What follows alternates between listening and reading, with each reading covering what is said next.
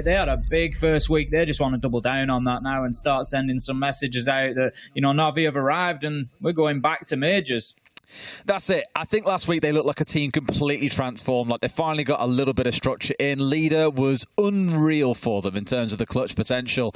And Heroic, admittedly, they surprised me. I had them down at the very start of this stage, looking at roster changes and how the very core of this team has been ripped out, essentially, with Sloth and Gorgona stepping away. I was concerned they'd finish in about 7th, but I think last week we saw a lot of promise in them, a lot of aggression, the right kind of mould or blend of players for the current meta that we sit in. So I'm really excited to see how these two teams that have clearly leveled up something special are going to go head-to-head today. As first few bans already flying through, seeing the Nook taken out, we spoke about her earlier on. One of only 4 ops still with nades in the game and very popular right now. The Flores maybe a little bit of an edge ban, but more looking towards like pixel shields and things like that to get rid of key gadgetry and key condensed locations. The Izami, no surprise at all either, just transform sites and make some areas very difficult to attack into. And Mira, we're all very used to seeing Mira banned away at this point, can make good sites impenetrable. Heading in we go then, and as time goes on, Des, we talk about those bans, we get more and more operators that come in, as Army now taking up one of those spots, making Piano very difficult, as you touched on, but it leaves Valkyrie open. As the time goes on and as we get more and more people who teams like to ban, it gets more and more difficult to cover all bases. So we might just see some of those cams knocking about. It doesn't look like it is going to be the case here in round number 1. We are going to have the Warden brought along by Grizzly, so maybe a little bit of an expectation there of the potential for some Ying play or, some heavy smoke and flash play, just to try and prevent that being a possibility. Maybe also give them a bit more of an opportunity to hold on to Piano if they've got operators that can keep themselves fighting no matter what is thrown in at them. Maestro as well. An interesting pickup here for Melo, because we don't always see too much Maestro anymore. Of course, the bubbles, the evil eye cameras saw a little bit of a downgrade, a little bit of a nerf a good while ago now. And since then, we see a lot less of Maestro. We do. I think he's also quite slow as an operator at a time when being able to move fast is kind of what you want on the team. Now, I think in this kind of case, when you got things like you got your Rooney being able to run around and do their thing, arguably even the Warden, it's far from the end of the world. So for some teams, they will lean back in towards that. But I think you and I are very aware that some teams in EUL and now even around the world would rather employ things like the Echo to make use of those Yokai drones out on the roam. Worth referencing the last time these two teams played, it was on this map and it did go 7-3 to Heroic, by the way, so have played in recent history. Obviously, both teams have made a couple of roster changes since then, so a lot has changed. And Finker is no longer in the meta. It was a staple for both teams in their games, so there will be a lot to unpack today and discover. Yeah, quite a few differences, and we're going to see how they play out. For the time being, Melo's just trying to take out a few of those little drones as they roll around through. Cigar sees one on the Piano stage stairs as well, but isn't able to do anything about it. A little ping comes out, gives all the information that is needed. We hear the nade detonate, and that will be the evil eye dealt with right into the corner there. The drone just going to be taking down a little bit of information there from Pixel Corner, but also taken out by the what is now commonplace bulletproof camera. You can see the EMP blast just coming out from it. Always positioned on that wall, and it's always a real focus for teams to try and take it down because they can be moved now, and you can see a little bit of a bigger angle with them. It can be a real nuisance when you're trying to get yourself established inside of Piano. It's going to take, with that laser gate in front of it, quite a bit of utility, but Teb, what an opener onto Doom. A big one to find as well. We spoke about these guys a lot last week in terms of like Doom, Benja, even Melo we spoke about a little bit as well. Between the three of them, they can be absolute terrorists. Taking one off the board this early in the round, never going to be a bad thing. C4 from below comes out though, not going to find his man, but Steb did take about 40 points of damage, far from the end of the world, but a pretty close shave. Well, this is it. It just puts him on the back foot going into future fights. If he's going to come up against somebody like Uno when they're trying to clear out this pixel spot, it could make life a little bit difficult for the time being. Uno just being kept safe by those mute jammers, and that's something that Heroic are going to be holding on to at this point. Navi really need to be clearing that out, and Uno with an absolute beauty from the bathroom just takes his man down. It's going to be Leader out of the pack, and that is 4v4 now, and it means Uno can get a little bit aggressive into Piano Avenger. The double. Unlucky. Absolutely, but kills fly through for Navi. Skiddy with 2 more towards the close of this round as Mello, the last one left standing. Pressure from the window, pressure from the north and inside the site itself. Very little that can be done there as well. A good first round from Navi. Although, Tim, I do want to touch on some of the... I don't want to say the mistakes, but the readability of Navi there. When we saw 2 of those Selmas coming out onto the storage and bathroom walls, I think very immediately it was Uno who had the read on what was going on. Okay, there's jammers on these walls. They can't get them open. They've got to get rid of them. That probably means nades can come in from Skylight, or they have to come and push us up through New Balk. And sure enough, we saw someone, I think it was Leader, step up onto New Balk and instantly died to Uno. So they had a good read there on what it was Navi were trying to do, predicting what their movements were going to be. But just like against teams like Wolves, for example, you might feel you've got the round under control. Once we get into that last 20 seconds or so, everything completely goes out the window.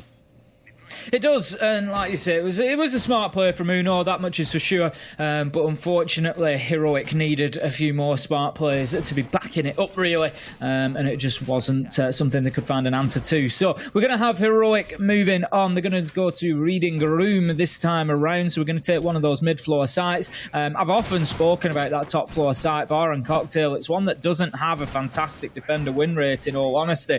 So seeing them move on, certainly not the end of the world. They could easily burn a couple of rounds up on the top floor and get nothing to show for it. So they're going to be defending in a similar fashion. There will be a presence up on the top floor. They'll try to hold Navi out of there. They're actually getting really aggressive here. There's a couple of spawn peaks coming out, and this time, I said it in the first round that we might see the Valkyrie. Benja has brought her along. Benja was considering a jump out there for a few seconds, I think, as well. You could see him poised against it. He was just waiting for the call to come in that, okay, someone has been found. They are on the rappel, for example, towards this wall, and that would have been Benja's invitation. But with no one being found by that pulse, opts not to make the call, understandably, otherwise you are basically exposed for free on the outside. Now, of course, Nathan Co have to worry about the fact that Benja is still dancing here inside a piano. Someone's playing him a merry little tune. He wants to make them come dancing to his. Goes for the camera, for the drone, doesn't find it, and almost loses his head in the process. Just going to dip himself away there, taking the choice to fight another day. Mello not going to be drawn out, and so that's something that we just want to see how that progresses. He looks like he's preparing to drop away for the time being, but if Navi haven't picked up on his location, it could be deadly for them. He's just going to hold his position right on the edge of the balcony there, just overhanging pillars, to try and see if he can find anybody. Now then, Teb is going in there. The information's going to come through to Mello, and Des, I really don't think they're aware of this. The ping is going to give away the position, and there's certainly an opportunity. He just pops up a little bit too late, doesn't see his man, and there's now one coming round underneath New Hatch, and that could be a big problem. Uno is the one to find Teb to begin with. Nitro up through the hatch, and that is going to leave us now 5v4, and the freebie surely coming for Mello. There it is, he misses his man. Should have had his man there. Nay should be dead to rights, and it would have been a 5v3. Just like last round, though, Heroic have got the read on Navi here. They're capitalising, sure. Navi got that round win, but I do feel there's more control being shown by Heroic. Another great read on the rappel there of Kayak. They put the diffuser down outside. 60 seconds to play as Doom also drops back down to site. Wonderful start to these rounds by Heroic so far, just forcing Navi to box shadows at this stage. Navi have made a quick adaptation there. Skiddy managing to get that diffuser back in hand very, very quickly, was on the windows, so that's not going to burn too much time for them. That could have been the big concern when the diffuser went down outside, but the bigger problem now is going to be Nath on low health at the minute. Even one small challenge is going to see him lose his life, and at that point you are 5v2 and asking for problems. But Navi, they're getting something going at least. They've managed to get the wall opened up. That's going to give them an option to push direct into sight, but also just to cut down a few of those angles. Benja, it is to finish off the low health Nath, getting a little bit excited there. Leader finds one, but it doesn't really matter, as they were in absolute no man's land. Heroic had begun to swarm. They smelt blood in the water, and they got the final kills. That's more like the outcome I expect based on how Heroic have played. It feels like Navi are almost running a gauntlet where everywhere they step, they're being watched, they're being predicted, and they're running into traps and being caught up and tripped up along the way. Whether it's C4s coming out, players not being droned properly, it felt a lot like round one. And I'm not so much suggesting that Navi are playing this terribly. There are a few mistakes creeping in they need to correct. But I think Heroic are just putting up so many obstacles that it's almost impossible to get everything done inside the time limit you actually have available. Back up to that top floor we go, and we'll see how things shape up here for Heroic. Clearly, with a bit of confidence behind them from round two, feel they can now make this work. a lot of the kills last time around, at least 2 of them, came from verticality for Heroic. They managed to get 2 Nitro kills, and the difficulty that they're going to find here is that those opportunities might not present themselves quite the same, but it could be an opportunity for them nonetheless. They tried it last time with Benja underneath. He was unsuccessful. He's come away from the Valkyrie this time, and I don't know whether it's maybe just that lack of information that has meant that they've struggled to have the same sort of impact vertically. And, you know, they really did manage to get something going last time around. So let's see how this one plays out. But if they're starting to lose those horizontal gunfights and there's not too much of a vertical pressure being applied, then I might just be asking the same question. All right, the gridlock coming along is an interesting adaptation. Normally see things like a nomad being employed on maps like this. However, gridlock, I don't think it was the most recent patch, maybe it was the one before, but it could have been the most recent, I can't remember, was given 4 track stingers gadgets in a back pocket. What you've seen some teams doing now is doubling down, right? Looking to block off 2 staircases, but using 2 sets of tracks, just like Nath is doing now. Because you have that extra kind of support, it's double the amount of tracks that a would-be roaming defender has to employ to get through them. And the issue, I guess, is normally players will just kind of slow creep towards an air jab or a claymore and shoot it out. Unless, like in round 1, it's double claymore and you just didn't really predict there would be 2 there. Skiddy's going to be working underneath, obviously learning the lesson that Benja was playing down there last time, and also the 2 vertical kills from the previous round. So it might just be a good thing that Heroic have not doubled down on that tactic. They could have found themselves losing men, as he's actually got somebody in support with him as well. He's got a drone racing in ahead of him. It's going to be on the gridlock to open things up with a kill onto Grizzly, working from that cocktail balcony window, and the vertical angles being employed as well. Here, Heroic are going to be really under pressure here. There's Navi being absolutely ruthless at the minute, using everything that they've got to their advantage. They have no idea that someone sat on the other side of that soft wall. Unfortunate as well, because with the right sort of angle here, it could be a freebie. Now he'll find his man. He knew he was around there and eventually hunts him down. Teb killed by the Angel of Death from above. Traded out pretty much straight away. There was Skiddy finds one back. Zoom in response on the other side. It's 1-for-1 between these teams. Back and forth, Tim. But Navi come out in the lead. A 3v2 and still 70 seconds to play with. Man count like a rubber band at the minute, back and forth it goes. And as you say, Navi come out with the advantage. They're on top and they've got all the time in the world here for an assault onto the top floor. They've got multiple angles to work from. They've got Uno on low health. This really is a round that is in the hands of Navi right now. It should be one that they will be at least wanting to pick up. They'll be thinking that they should be doing. Uno, he's just going to have to bunker down. He's got a man up on top of the catwalk. You can't quite get the angle far enough back there, so Nath is going to need to move away. It looks like he's going to be going to that cocktail balcony window. There's already track stingers there. Uno did manage to shoot a couple of them out, but not too many, and right now if he holds that line, he's going to be in big trouble as Nath manages to find his kill. Held their angles, played their trades, got the kills. Much better from Navi compared to the first couple of rounds. And Mello, the last left standing, plant is going down. A temporary 1v2 ensues, but one has already dropped off here. If he can get into a good angle, this could be damage. C4 in hand. Does he fall a little bit short? No, he doesn't even find him, Tim. I think he missed there on that throw, and that could have been a real big turnaround. Finds one, goes for the second, but Kayak don't miss those. Finds a kill, and Navi move up to 2-1.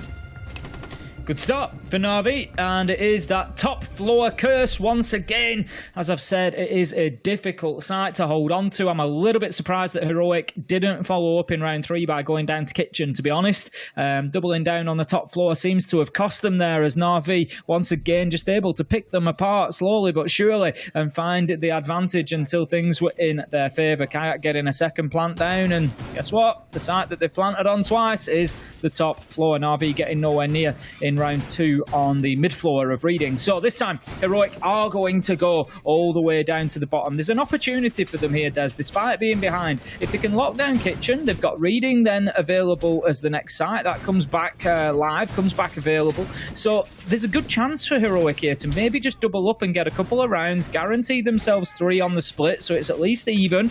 Maybe even get that chance of taking a 4th. You know, maybe you throw in a little mining curveball and rather than going back up to the top floor. I like the overall positioning of these Vulcan canisters, though. The one inside Freezer, you just know if a drop comes in, that's getting popped straight away, no issue. They try and plant in behind the bomb chassis. There's a second one against the wall, ready to also go off. So layering them up in a nice way that's going to be able to burn through 50 seconds or so there, just keep them chunked out. So if Navi don't keep the pace up here, they could be in a spot of bother. One also sat here on the double doorway inside a bakery, just ready to pop if a push does come through.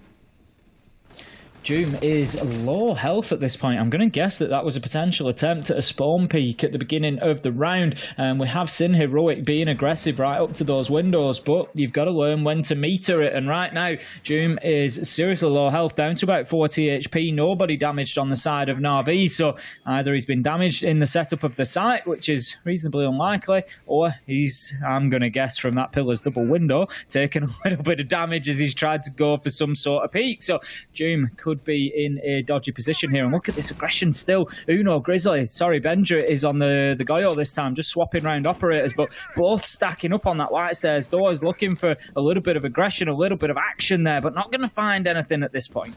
I feel like they've got the read here over towards Bakery side that actually there is another push coming in from this direction, and it's a good time for Grizzly to get on the Yokais. That call coming in there at the last second it provides a nice little blind spot because you can't rely on the information from the Yokais whilst sure, well, guess what? Unable to get on the Yokais. But I like the use case coming out here at Grizzly as well to feed some information, try and spot where these players are, see if they get a couple of cheeky early kills. We'll now see that there's one just behind the pillar as well, and like you need an invitation for 3 of the boys on this Heroic side to go for some cheeky spawn peaks at least early on.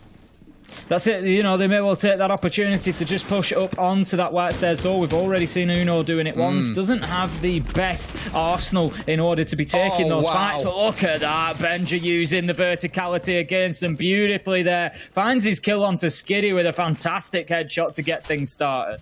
It's a real classic. Like, why is he even spraying that? Why is he even there? Well, you've just seen why. Gets himself a freebie on to Skiddy. You might be wondering as well why they've opened up the garage there when they already had the door control. It more gives you that longer angle. It makes it hard for Heroic to press in towards White Corridor, for example, knowing someone could be holding up that little hole that's just been opened. It's almost like what I call phantom pressure is, you know, if a doorway's opened up or a window's open, or in this case, a breach has been opened, because there's been utility committed or time and in resources invested in attacking that part of the map, you always assume someone could still be there. You don't know, but you have to assume someone is. So again, phantom pressure, not really a player there, but it's still the impact it has. A quick trade coming out between the two sides, though not player for player, but definitely kill for kill, as the second one follows through. Tep this time equalising the scoring at 3-3. The longer range angles almost finishing him off, down now to 2 HP, and there's one inside a coat. Does he know? Mello knows. Down goes Tep, 3v2 with only 10 seconds to play. Navi really need to get moving here. Kayak's going to be pushing himself inside a site now, trying to throw that case down, and it's all going to come down to the cover of Nath. He's watching for the echo drones. He sees it, he takes it out. It's going to give Kayak another opportunity. He has to stick this one. Nath manages to find shots, gets a kill, and that is putting Navi in such a close position here to be able to do it. Nath loses his life, and as Kayak tries to reposition, he just can't get the job done. Grizzly with a double to win it out for Heroic. They lock down the basement. I think Kayak's had the right idea there as well. Your body's even partly exposed behind that bomb frame. It's not a good spot to sit in. You just know the angle's going to come in from Grizz. He'll find an arm, he'll find an appendage of some kind, put you down and win the round from there. So don't blame Kayak for trying to run, but Grizzly played it very well. Was genuinely concerned, though, that Heroic would lose that round off the back of how that end of round went. Very scrappy, but got the point. As I said at the beginning, maybe they go down to kitchen, they get it done there. They've got reading room then opened up. They've already won a good round here in round 2. They could be on for a 3-2 half and then just taking that final roll of the dice at the top floor if they need to. For me personally, I'd probably leave it alone. Like I said, get yourself into mining if this goes well and go for that 4-2 half. So, Heroic, they're going to be in reading room. What happened last time around? Well, Navi, they struggled to get sort of meaningful control of that top floor without losing bodies, and then when they did drop down, they had 3 men remaining. They were pushing into the main site, they were opening up the wall pillars, just trying to get something going, any sort of pressure. But at that point, Heroic was circling. There was kills from above, there was kills from cocktail balcony, there was kills from below, coming up brown stairs. It was just a nightmare, and Navi, they were trying to fend them off from everywhere. So for me, they need to get better map control this time, more consistent. Get hold of that top floor, shut down the flanks, don't allow Heroic to push back onto you, and then start working to site. They're leaning in towards that with things like the Nomad and the Claymores, obviously, but I'm looking also at the side of Heroic and just seeing the Valkyrie, the Pulse, for example. there are tools here that really help them with the information gain that they can then capitalize and play off the back of. Again, this is where maybe you'll see now we've seen both a Gridlock and a Nomad. How we're going to find Heroic dealing with that might be the next question. I love how, again, they've double stacked up these Claymores, expecting someone to run out a double window or out a double doorway inside a bakery, round the corner looking for a kill on towards Nath, and hey presto, there's going to be 2 Claymores there. So fingers crossed, it helps them out if it comes round to that. Heroic do strike me as the kind of team that would want to try and pull off that sort of play. John going to be going in. It won't be long until Nath finds the man at the top of White Stairs, I would imagine, but there will be an expectation that he's going to be playing in and around there anyway to try and lock down Cocktail and prevent too much access to those White Stairs. Also be able to challenge into Piano as well. Doom going to be taking that drone out. Out goes a Toxic Babe canister. Interesting position, just trying to prevent that pressure that we've spoken about coming in from those eastern windows. But right now, Navi stacking up heavily on that side. They are just, again, moving the defence as well. Heroic over towards where Navi are coming from. We saw the same last round with them moving away from Bakery once they realised that wasn't where the push was coming in from. So good, somewhat reassignment of resources, I guess, moving players around where they need to. Realising no one's coming in towards red side, for example, gives Benja the freedom to play out towards that side of the map and maybe even look to challenge inside of Train. Doom still holding up on the upstairs as he hasn't been pushed out either. So right now, Navi letting a couple of members go a little bit loose, I'd wager. Haven't done a classic top floor clear. 3 players still sat up here, mostly uncontested and unbothered right now, and we're already over halfway through the round. Yep, Navi need to be careful about not burning too much of the time that is left remaining to them. Doom, he's going to be able to open things up with a kill onto Teb, and what a start for Heroic. 2 minutes into the round, a lot of time burnt, and now the opening kill as well. You've got Skiddy just stuck on a rappel at the minute, waiting on the hope that somebody is going to traverse across that doorway. But when the drop away comes, as we see through the hatch, the Valk is gone, Benja back to sight, and that isn't going to happen. Easy. Mello waits his time. It's as easy as 1, 2, 3 days. It's some of the things I was watching G2 and I was concerned about is they're sending one player in to go and make a play, and there's no reaction from other players around them to capitalise on a potentially lost gunfight. No real ability to trade. They look a little bit scared, to be honest with you, Tim, and Heroic are giving them plenty good reason as well. They've decimated them on this top floor roam. Only one player left standing in the form of Kayak. He can't win this round alone, sadly, with this little time left on the clock. But, I mean, nice and cheeky, I'll give him that much. But again, don't really see a way that he manages to get this one over the finish line. Navi have got to be more decisive, more sharp, be like a lot of other teams that we see in EUL that are willing to just say, balls to the wall, into sight we go, and let's see what happens. That's it, needing to just have that little bit more aggression, that little bit more impetus to get them into the map and get them any sort of control. But another good round from Heroic there, and I feel like they've played the site choices a lot better over the second stint of that defensive half. They've just given themselves the opportunity to win. They've recognised that top floor was not the site working for them, and as I thought they might, round 6, they're going to give mining a chance. For me, when you've played top floor twice, you've lost it twice, what do you stand to lose by giving the 4th choice a site an opportunity? Just get in there, see what you can do. The defense is going to be much similar to what they've just done now. They've brought the pulse along, so Uno's going to be feeding that information in. The only difference is those windows are a little bit easier to use direct into site because you don't have to sit on the rappel like you do when you're trying to use windows into dining. There's no internal push like there is into reading rooms. So maybe slightly easier for Navi, but I think Heroic might just be able to get something locked down here. To get that 4-2, I think they'll consider that a great success. Navi may feel slightly disappointed with how their attacks have gone. But we'll see how this site plays out. As you said, it is out towards Mining and Fireplace. A site that I normally love this site because there are some really creative defenses that we've seen, and Heroic actually one team that I think of when I say that. One thing I remember doing before when they had Sloth on side was they put a mirror window in the walls between the two sides, or between Train and between Mining, sorry, and then open up a lot of the museum wall that sits on the north side of Mining. And from there, you give yourself a wonderful angle all the way through to the stairs, kind of like they've done now, actually, only the left side was more opened up, and you just give yourself a real great angle to be able to challenge from that mirror window and just essentially say, sorry, you can't come and plant here, go and attack Fireplace instead. It forced top floor control, which they were happy to contest at the time, and given what we've seen from this team so far today, they are very happy to challenge upstairs if that's what it's going to come down to. Look at this. Where's the jump out? Where's the jump out? Come on. This is it. Uno's just sat there feeding that information on. You know it's going to come, but it doesn't need to. As Doom, he manages to slap his man off the rappel. That's Nerf gone. And more importantly, that's the E1D scans gone with him. So that is a big pickup for Heroic to begin with. It's just going to really take away a large portion of that nuisance. No door could be on the side of Navi this time around either. So it just means that those players up on the top floor for Heroic particularly can play there with a little bit more confidence, a little bit less disruption, especially behind those castle barricades. And now they realise, oh, maybe we should clear top floor. Might be a little bit late at this point, boys. There's still a lot of work to do up there if you want to have any chance at looking at trying to plan inside of the round. Teb in a spot, of course, with that hammer to be able to smash through the castle barricade, but before they do so, probably wants information. Want to make sure it's safe for him to make that kind of play.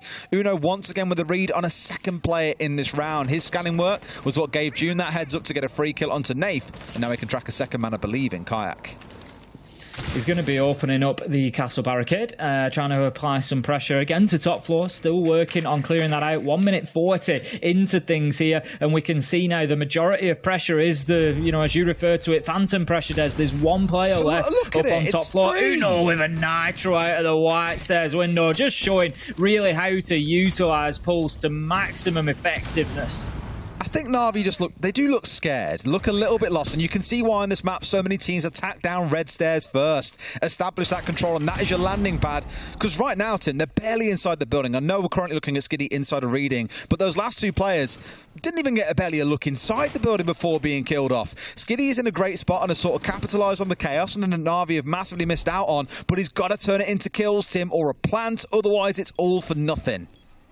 They've got the call there. They've seen him on the default camera. That much is for sure. Uno's on white stairs in a position to potentially challenge Skiddy here. The heartbeat scanner's going to be telling him, I would imagine, exactly where he is. Mello manages to get the kill onto Teben right enough before he can go through and try to really secure that nade. Uno comes in, manages to get the trade out, and that leaves us now in a 3v1. Leader's trying to get anything going that he can. Nice shot through the soft wall there, just predicting the movement of Grizzly. Gets himself one, but needs two more. Cannot find them, and that round belongs to Uno. I mean, bless you, Skiddy, but the man's not a painting. Stop looking at him. Like, he's in a spot where he's got in towards side. They have no idea he's there. They know there's a Pulse on side who's scanning all around this building and could spot him at basically any moment. What's the best course of action you can take there? You can sit and wait and hope he's going to walk into your line of sight, or try and make a play happen. And it takes about 10, 15 seconds before he does have a go on the man sat inside a train. But unfortunately for him, at the exact time he does that, you've got the castle looking at his wall, gets a couple of shots off, the awareness is there. Sure, he gets away with a freebie, but then is immediately shut down by Uno on that Pulse, who comes running in from behind. So you were in a spot to make something happen, just sadly couldn't capitalise. But Navi overall, again, they look a little bit scared, they look a little bit unsure of themselves. Heroic have really had their way with them in that first half. Now things switch over, it's Navi's chance to show, hey, we can play like that as well. We can be disruptive, we can be aggressive. And Heroic, given how they played in that first half, maybe bring them a confidence here. This could get really explosive. Certainly could do. It's going to be down in kitchen to begin with, so the heat is certainly rising right now for Navi, especially if they don't start finding defences quickly. We've seen plenty of 4-2 halves so far today, but we've also seen plenty of overtime as well. There's two of them games so far going to overtime, if not usually going to 11 or 12 rounds, so all very, very close across EUL today, and quite a few surprises and upsets as well. We'll see whether this one ends up the same way. But right now, Heroic, they are on the attack. We've got Mello bringing along the book, so that tells us they're going to be looking for vertical superiority. Will they suffer the surprise of the yokai drones that they themselves used? It looks like Mello is well aware, so that shouldn't be the case. Kayak has been one of the more prominent Echo, I was going to say yokai players, but Echo players, of course, that uses yokais that we have inside of EUL. Again, I referenced on Bar and Stage earlier on today, and we saw that site being played, that he is one of the guys that I think of when I think of that site. Kendrew is another. Deepek obviously is another as well. Looks like we just have a little bit of a call for a rehost, but that will not come in now until after the round, at which point we'll get that sorted out. So we'll play this one out. Mello's just going to be opening up those windows into mining at the minute, and the progress from Heroic so far has been a little bit slow. We would expect to see them opening up those vertical angles at about the 1 minute 30 mark. If you're wondering how quickly should they be going, well, they've got about 10 seconds to get themselves comfortable control of these top 2 floors to a point where they can start opening up the angles that they want from mining, from train, and from those areas. Now, they are just about getting there, but I would say they're about 10-20 seconds behind the pace here, Des, realistically. Yeah, you know my sort of magic point that I go for. I actually think they're okay with where they're at right now. 1 minute 30 seconds. If you're swinging your first hammer towards the floor and looking for vertical control at 1:30, I generally think that's okay. I always remember Norengo when they used to still play, one of the slower teams that would do so about 60 seconds. The fastest teams generally were about 1 minute and 50 seconds. But inside that window, you've still got good time. You can open up what you need to. You can establish information. You can get angles being held down as long as you have that 1 minute 30 mark, and you can still get off a good execute. So I'm probably looking here towards Navi and thinking, okay, based on what they're currently opening up, where they've got players pushing in, it's absolutely looking to be a bit of a freezer push here and potentially a freezer drop, as it is Uno who has got that diffuser in back pocket. If that's the case, it's essential that they deal with the player in Cocktail, which is leader at the minute. Manages to keep himself out of the way of the nade there. He's got a little bit of support as well. Doom does find Nath to kick things off, but it is going to depend on VIP getting cleared out here. Teb on the support from Brown Stairs. Just sees the man at the bottom of White. We have a little bit of back and forth, but with 24 seconds left to go, Heroic need to get moving. They do. It's about time, boys. It might be gated back at this point by Navi, who feel like they've held them off relatively well, but the plant is going down, and it's likely going to be in behind the Oster. Skiddy has got the opportunity for some vertical, but blasted away by that Nomad. Will they have to finish it off? No, they can't in time. Teb's in behind as well. Uno going to have to relocate here and try and make a different plant work. They know all about it, and Kayak is looking to get the angle pushing in here as well. One man to his left, but 2 kills coming for Heroic. They get the job done. The plant is down, and they find the 3 kills. It felt like that was Navi's, but a last-second call from Uno to relocate was all they needed to get round 7. What a scramble that was from Heroic. No other way of putting it. 5 seconds left, turn my lights off when I'm casting, as you know. So my shirt, it's navy, it's like a navy colour and gold. Yeah. It just looks black and... Yeah, exactly. It kind of looks black and yellow in the dark because you can't really see the contrast of the colours. You thought you were one of the players. I've got the program feed, what you are watching at home. I've got that on my second monitor, and I glance across, and obviously it's the Navi timeout. So we've got all the Navi player cams and all these black and yellow shirts, and then there's a little thing that shows me what my camera looks like, and I glance, and it's basically the same size as the player cam box. And I thought, who's that guy? Who's that guy playing for Navi? Unbelievable. Oh, that's me, Des. That's you. Well, who would you replace? What an idiot. You'd fit into like leader's role, I think. Maybe. I can't get the kills that leader gets. That's the thing. You can hold down F. You hold F like a champion team. Your F key is the most worn thing on that keyboard. I don't have an F on my keyboard. I've just got a blank key. It's already rubbed off many years ago. Yes. Even on new keys that don't have it printed on anymore. Yeah, in fact, it's just a see-through key now. I've rubbed all the coloration of the key off completely. You basically melt it. At this point, you're trying to stick a pin inside the actual like key receptor to make sure it actually registers. Yeah. That's how dire times have got for your F key. I mean, I should probably just buy a new keycap. That's also a good shout. Kayak's already been finished off, though. Doom rapidly up the building again. Looking at the difference you've seen between the two teams, right? Navi rappelling up the building, getting spotted out by Pulse twice. Members of Heroic just responded really, really well when they were on the defensive side. Here, Doom has gone straight at the building, straight away opened a window and killed someone. Just night and day difference in the aggression we're seeing. It is, and Heroic, it's just another great step for them, isn't it? Like I say, you can just feel that confidence coming out of them now. They're 5v4, they've got themselves 5-2 on the scoreboard. They're just absolutely ready for this. There's no fear in them, and they're just coming in being super aggressive. Navi need kills, and they need them soon, because this is going to run away from them. If I've watched hundreds of games of Siege, which I have, I've seen this a few times before, and Navi, they are teetering on the edge right now, I would suggest, but that's an absolute beauty from Teb.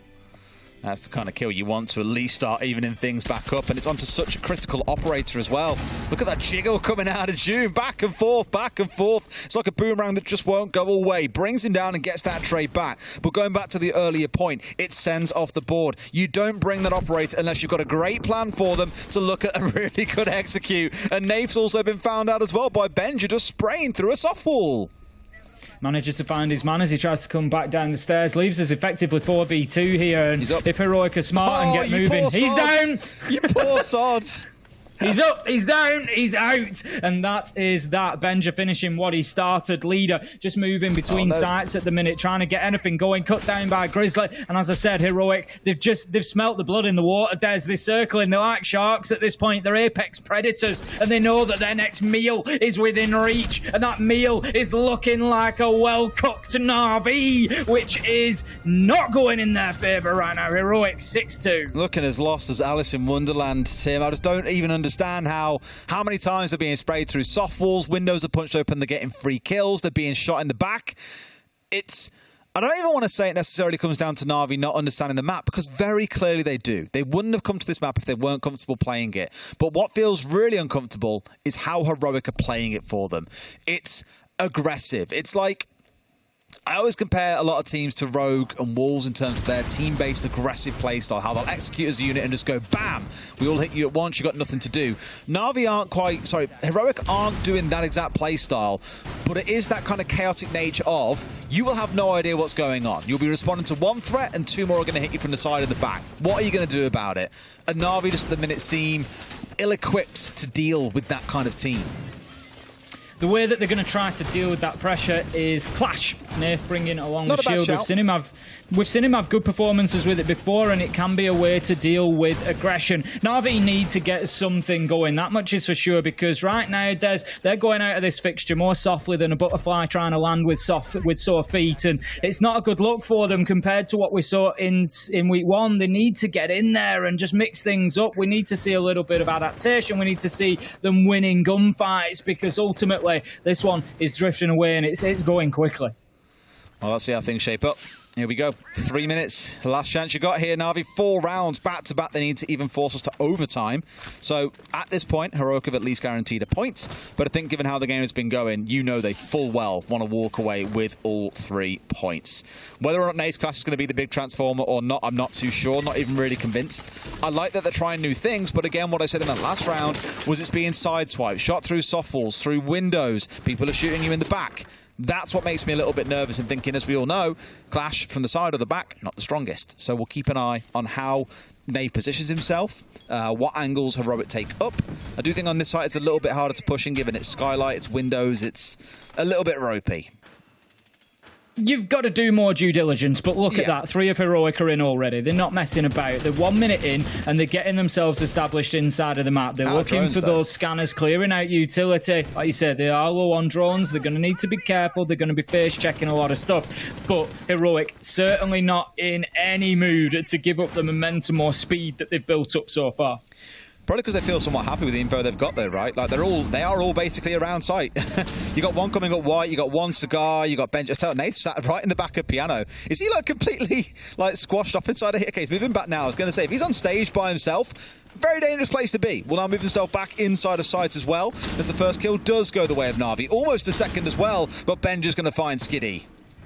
Benja again just roaming around underneath, able to pick up kills, but Kayak and Teb this time have got answers where Navi could not find any previously. Leader gets a double and Navi claws out the top floor. I've no idea what's going on. It's a site that Heroic were completely unable to defend. It's the one that Navi can get a win on.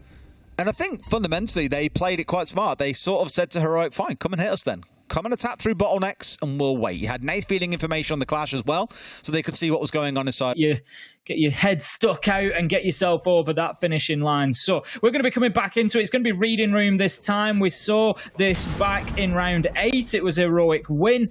Doom opened things up with a kill onto Kayak and it just all rolled forward from there. It ended up over very, very quickly. I think it was about a minute left on the clock when the final kills came in. Heroic were able to walk into train, take control and just completely lock the site down from that side of the map. Okie doke. And this is always the fear, is that Navi do have to rotate through every single site. They don't get the look of the draw here to be able to pick every single time the most preferable and favourite site they could play on, given once you've won a site, it does lock out for the next 2 rounds. So some work to be done, but they're going to go for a similar setup to last round here in terms of how they defend this top floor, which is obviously lock off a bunch of walls, play some players on the upstairs and say to Heroic, all right, same as last round, come and clear us out on this top floor if you can. Setup is almost done as we get into the action phase. A lot of utility up on the top floor at the minute. So again, there's going to be a significant presence from Navi trying to hold on to things up there. They've got the Valkyrie this time with Nath as well.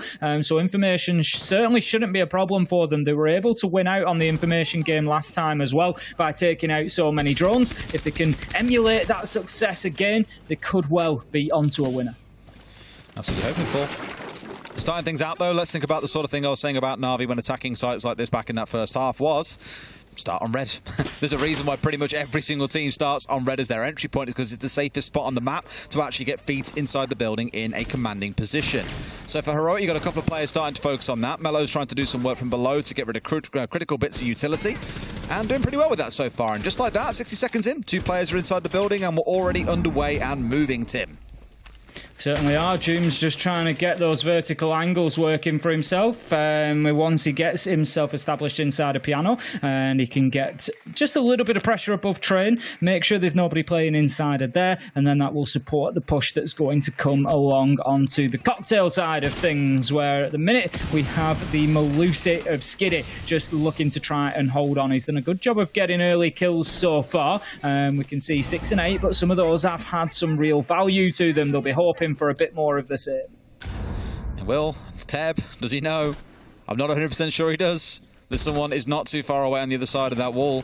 Obviously still tucked right now inside a piano, but looking to work their way down through white. Here comes Doom on the step through. Doesn't find his man tucked in. And here comes 2 of them pushing up. There's one a little bit close, but they get 2 kills. That's what Heroic were looking for. Can they find another? Or will Benja be the first port of call? It looks like he will be. Teb is dug in deep, but the real question is, Tim, is he stuck in there with them? Or are they stuck in here with him?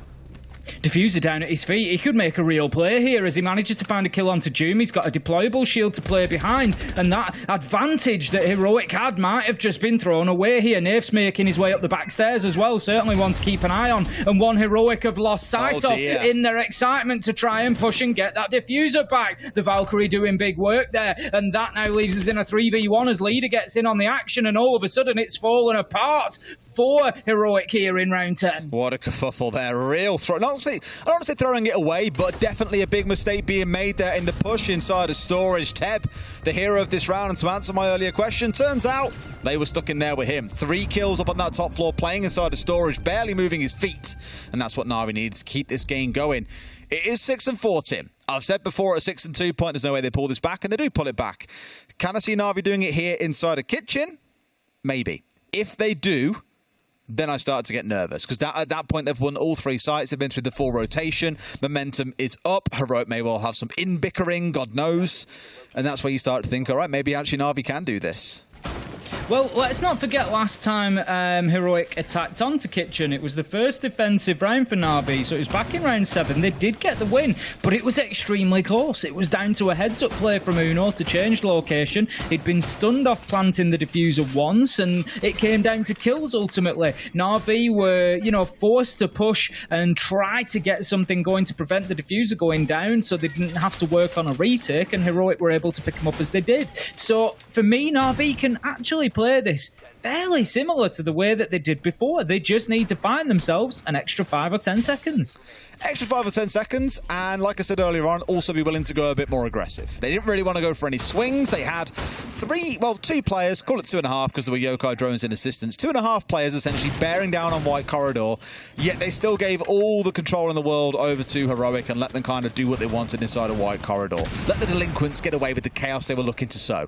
So that's what I want to see more of here, and this is a good start from Teb, being the spot that he's in. He's looking to challenge quite early on and just say, no, you can't have it for free. You're going to have to fight it away from us this time. But Tim, I can't ignore the comp coming out of Heroic. We've got the Ying on side, we've got the Glads. Some very spicy picks coming in there. Certainly is. Heroic just looking to maybe cheese around here. Just get in there, use that utility playing behind it. It's worked so far as June manages to find one, but Teb's there for the trade. 4v4, Navi standing tall, but this is going to be immediate pressure into sight. What a peek from Teb on the Valk. The glass shut down as well. Navi have got answers to every question they're being asked. It's like they've seen the test paper before the exam. Teb is just flying. He's 13-7 since the rehost, Tim. Like, Reminds me of Slevin in Secrets game as well, just waking up in the second half and dropping some real damage down on their opponents. Heroic have kind of showed their final hand here. They've gone, right, let's go for a real cheesy comp here to make this one work. Let's push through smoke. Let's bring Candelas, and they still can't even make that work. The problem that they face now, Heroic, and you know, it's no surprise to see Uno just taking an opportunity for maybe a little bit of an unofficial timeout as well. Just take a couple of pot shots, try and burn a bit of time while the team has a talkie. Just sees ahead of one, can't find the shots connecting. But the problem is that Navi have got sites available to them now. They can go back to sites that they've maybe won a little bit more confidently. And they're the ones with the momentum. Honestly, overtime would not surprise me in the slightest. As Uno starts taking damage, he's going to work his way up white stairs, get out of dodge, continues those conversations for another minute. Absolutely that. I saw his mouth was moving for a good while there when he was initially getting his drone out, for example, so I imagine there is a little bit of chatter back and forth. But for now, bit of time being wasted, hoping not to drop KD needlessly. Will find himself one, but might get shot in the back here from Freezer. Indeed, he does. Navi have pulled us all the way back to 6-5 from 6-2 and have the chance to send us through into overtime. This is looking more like the round one Navi that we expected to see. I said that they were going out of this a little bit softly, that they'd not really shown us the same fire, the same sort of ambition, motivation that we had out of them in week one, but they've certainly turned up and started delivering now, and we love to see it. We're going to be back up Des to the top floor. It's the first site that they won, but it is a site that Heroic failed to defend twice. We know it's not always a fan favourite for the defenders, shall we say, and well, Navi's hopes rest on this. I enjoy that we're also seeing a secondary player sort of step up. You know, last week it was Leader who was clutching out a good couple of rounds for Navi that kept them going against Rogue to eventually win 8-6 in overtime on Oregon. Whereas today, I've said his name a few times, Teb has really stepped up to be the hero. Leader, of course, still having a great game, but all eyes will turn towards Teb and the kind of numbers that he's putting up so far, and those numbers could yet climb even higher. As it sets up, though, it's going to be this piano setup. We're used to seeing it quite a few times now, where you'll have things like the laser gates and the castle barricades down on these windows. No doubt a castle barricade on the double door as well. Reason for this being, and we saw some teams really struggle with this in APAT last year, interestingly, even at the height of the utility meta, was when you have things like ADSs down, magnets scattered in there, of which there are ADSs in there, including a couple of mute jammers. You've got to burn through 2 laser gates, 2 castle barricades just to expose Cigar. That's before you've even thought about getting inside the building. So things like Ash, Sophia here will be really, really handy. Kind of a good thing they have got those, but no Gon 6s on side except for... Actually, no, none, because of course it got taken off by Ana. So they might struggle with the range kind of removal here. Jim just going to open up the piano castle barricade, at least on his way past. Again, just makes it a little bit more risky for players to be keeping themselves locked inside of there. Now the mute jammer is going to prevent Hibana being able to open up at least one of those barricades. Jim's already on the way over, but what has that done? It's wasted 10 seconds. Keep that in your mind. If we get to the end of the round and I'm sat here saying they needed another 10 seconds, that is exactly potentially what you're going to look at, because Jim's had to come over. He's now moving back. That's going to be drawn in, maybe not happening. All these things not happening when they should be. Uno getting caught out with the mute jammer as well. There's a second one there. They're giving nothing away here, Navi, and I love it. Skiddy, he's going to take rather than give, and he takes the head off Benja's shoulders. Just the frustration. Nearly 90 seconds have been burnt here from these drones being blocked out, from those jammers on those windows. The fact that you can't see them because the rappel is too shallow in itself is brilliant. Now, they've burnt through the X-Kairos. They've gone through drones as well. Again, half the round has been wasted just trying to even consider getting inside a piano, and now they've turned that frustration into a couple of kills. Wonderful stuff from Navi, and again, showing that setup of Castle and Aruni, plus the mute, and of course Jaeger inside a piano is still very much alive and well. Certainly is. 5 versus 3 now. Heroic scrambling. They know that they're heading for overtime potentially, and also throwing away points that could have been theirs. They were 6-2 up. They had it right there in their laps, but Navi just kept on fighting. Doom, he heads in. We're going to need something special here as Heroic get themselves working. They're attacking onto top floor, so the push is going to have to move up red stairs eventually. 50 seconds left to go. That needs to be sooner rather than later. Just collecting that case so it doesn't get left behind. But Heroic, they're now playing into Navi, who are entrenched entrenched as they're happy to just stay and play their angles now. They don't need to get overly aggressive in the last 30 seconds. Now he knows there's one at least on white stairs. Grizzly here. Enemies at every single angle. It feels like no matter where he looks, there is going to be a threat. Out comes Diana, Gemini as well to try and find some information, but at 25 seconds to go, this information is going to be very, very fleeting. They've got to make it work in this 3 versus 5, and now is the time to start pushing. More of those Excaliburs starting to come out, and now they start looking in towards white. The push coming forward. One gets swung onto it, Skiddy. It's far too easy. Now Uno is the next challenger. Can Skiddy make it a third in the round? No, he cannot. 2 coming in for Uno here as he does get the close down, but it's a 1v3. We'll go into overtime, Tim, as Navi somehow pull off a 4-round comeback back-to-back.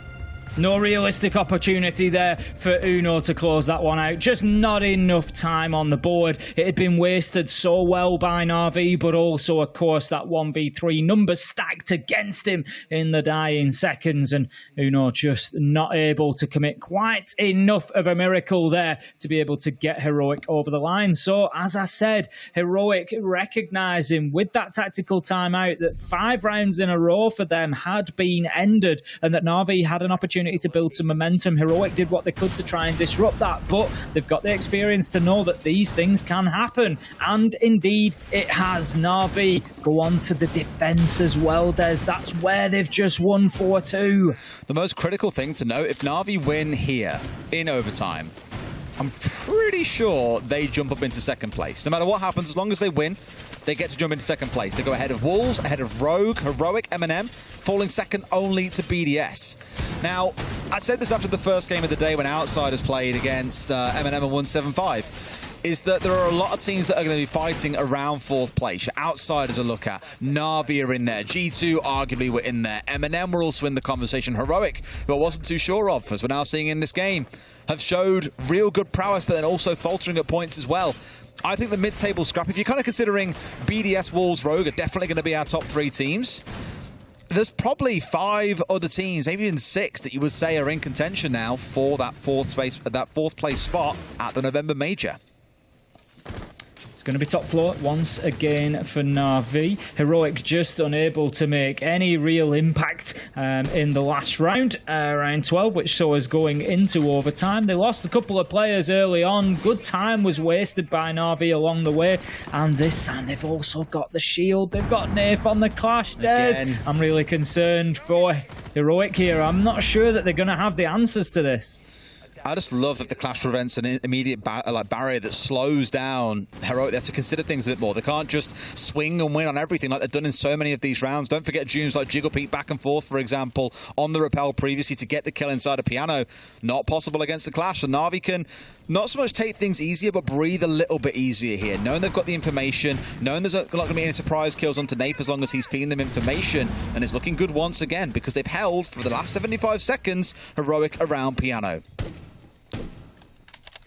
June just going to be established inside of Cigar, but we've seen Heroic do this. We've seen the first step of this attack go well a couple of times. They get themselves established top red into Cigar, start pushing towards piano, and that is where it starts to fall apart. They rarely get themselves much beyond that, and that's the improvement that Heroic are going to need here. Drone going in, just spotting out not only operators but utility as well, just pinging out the default camera there just to at least give an opportunity for that to be cleared out. But with the Wamai in play, I would expect it to be difficult to get thrown utility in that deep to be able to impact on that position. Now then, Teb, he's just holding an angle, just trying to support Nath here. So Nath's going to be feeding the information in, and Teb's looking to make the challenges at range.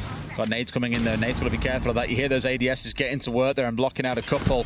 A real stalemate being shown up, but Teb steps forward first, and it's June to bring him down. 15-9, Teb will close at the end of this round at the very least as Grizzly and Kayak, they exchange kills across the map as well onto different members of the opposing team. 4v3 for Heroic, and it feels like the first time in a long time, Tim, that they've had any kind of advantage.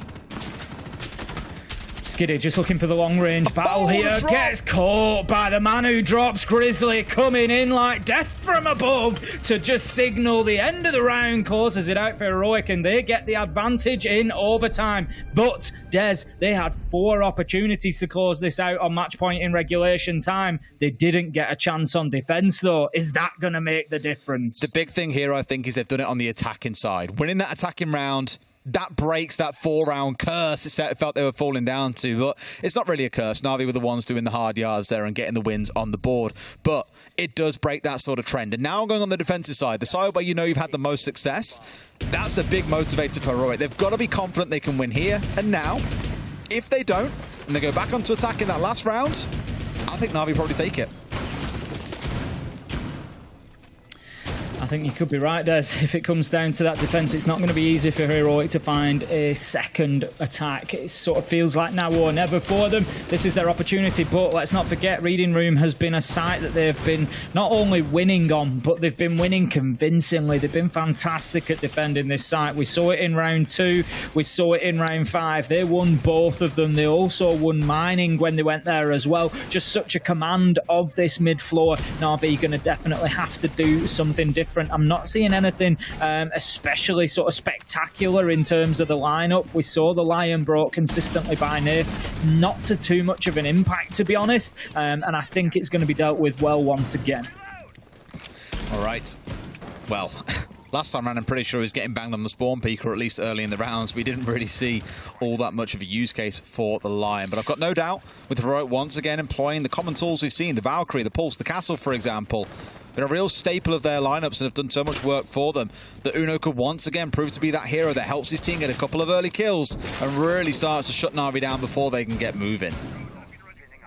Look at that, there we go. He's going to get this guy on the I love it. It's just so tense. It's just so tense at the minute as to who gets this opener. If Heroic can get themselves an advantage, they use this pulse information to such great effect previously that you just know there's a good opportunity for them to do that, and then it'll be a huge advantage. But it's just, when is that chance going to be taken? When is the Valk? When is Benja going to look to potentially get out of those windows? You know he wants to. Nitro goes out, unsuccessful. He's actually going to be chased down red stairs to a degree, I think, as well. The Sledge just dips his way back up there. He is going to be picked up on the camera, but Teb, he starts taking out those black eye cameras, and it's just counter for counter for counter right now. Got the second one as well, so Drone's been doing their work there to feed that information across to Navi, who do find themselves at this point in the round with more drones still left alive than what Heroic had on their attacks towards the back end of the first half. So as it sets, a little bit of a pause for Navi, and if we get to that second half of the round, they know there's a lot to still dig in here. You can hear the Lion starting to ring out as well. They want to make moves happen, and with storage and bathroom being opened up, this might be the kind of play they're looking for, but they've got to get through these laser gates and start looking for those players that are dug in a little bit deeper, not forgetting again that we are on the Reading Room and Fireplace site. We are not on the top floor. We're not, and look how deep Heroic are playing this now. They know that they're down to that final minute, so they've dropped themselves right away. They're going to get caught out. Oh no! Teb somehow hits his melee button and doesn't find the kill onto the pulse of Uno, and that could be a huge mistake because Uno straight away, look at him, he's back in sight. He's on the heartbeat scanner, Des. He's feeding the information in. 40 seconds, Nath gets the opener onto the pulse. Finally, Uno taken down, but there's a lot of work and there's a potential flank here. Oh my God, this is a huge 2K Benja. Define your career now, get 2 big kills. It's not quite a career definer, but it's certainly a game winner. 2 big kills, crushes the Navi aggression, and with only Kayak left standing, this looks to be done and dusted off an incredibly patient flank coming out of Benja. Mello, Jube, Benja, the 3 of them left standing. Kayak desperate to find anything in these closing 10 seconds, but you know it, Tim. I know it, and I'm pretty sure he knows it. This game is done, and Heroic are going to take the 2 points. Fantastic. Last round from Heroic. We said coming into it, Des, how much of a mastery they had on that mid floor. We saw it be fantastic for them previously, and it was once again. They just absolutely dominated there. You've got a feel for Teb. I don't know what happened there, but just seemed to lose his way a little bit with the knife. It's those things that can cost you games. It's such a shame because he's played so well.